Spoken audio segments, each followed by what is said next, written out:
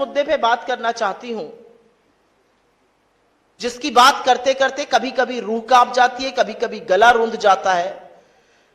लेकिन अखबार उठाओ और बिहार से रक्त रंजन की तस्वीर ना आए, यह हो नहीं सकता है। 2025 का यह वर्ष है।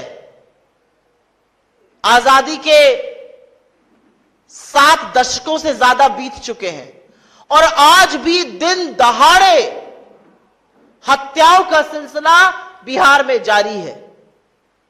असलियत यह है कि बिहार की हत्याओं से यह देश दहला हुआ है।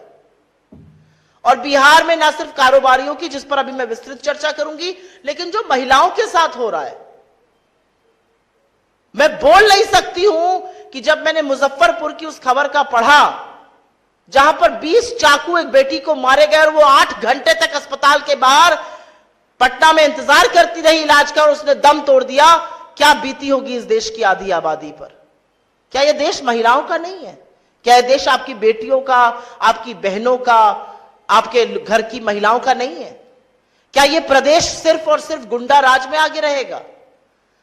लेकिन मैं सिलसिलेवार तरीके से कुछ घटनाओं का जिक्र इसलिए करना चाहती हूं क्योंकि यह एक पिक्चर दिखा रहा है बिहार की। यह दिखा रहा है बिहार में दिन दहाड़े क्या हो रहा है। न बच्चे सुरक्षित है, न महिलाएं सुरक्षित है और न कारोबारी सुरक्षित है। हम इस मंच से कई बार बेरोजगारी पर, पलायन पर आवाज उठा चुके हैं। कौन करेगा आखिर निवेश? जो नौकरी बनाने वाले लोग हैं, जो धंधा पानी करने वाले लोग हैं, अगर उन कारोबारियों को चुन चुन के मारा जाएगा और सरकार हाथ पर हाथ धरे बैठी रहेगी और दिन दहाड़े बिहार में रक्त रंजन होगा, लहूलुहान होंगी यहां की सड़कें, तो कौन आकर करेगा निवेश बिहार में? कल की खबर, बालू के कारोबारी रमाकांत यादव जी, उनके घर पर उनकी गोली मारकर हत्या कर दी गई। इसके पहले उनकी भाई की हत्या कर दी गई थी। गोपाल खेमका जी, इस केस ने दुनिया भर में यह तस्वीर पहुंचाई है कि बिहार में कानून व्यवस्था पूरी तरह से दम तोड़ चुकी है। मगध अस्पताल के मालिक, जिस तरह से उनकी गोली मारकर हत्या हुई और उससे पहले उनके बेटे की हुई थी।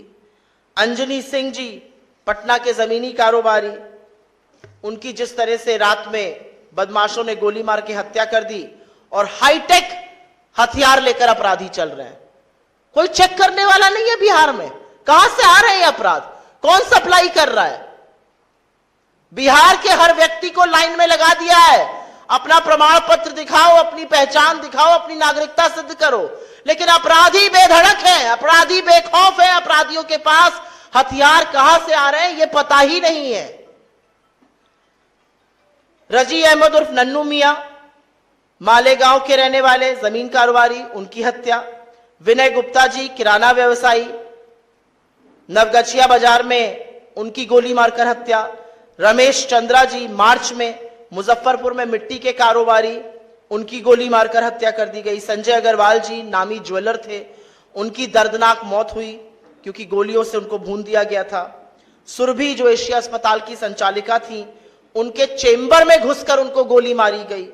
विनोद मेहता, भागलपुर के जो कपड़ा कारोबारी थे, उनकी नृशंस हत्या हुई। और ADG law and order, Bihar का जो सर्वोच्च पद पे बैठे हुए पुलिस आला कमान है, उनके सामने पटना में बोरिंग कैनाल में दिन दहाड़े 8 राउंड फायरिंग के होते हैं और पटना की सरकार, बिहार की सरकार सुई टपक सन्नाटा, कोई कुछ कहने वाला ही नहीं है।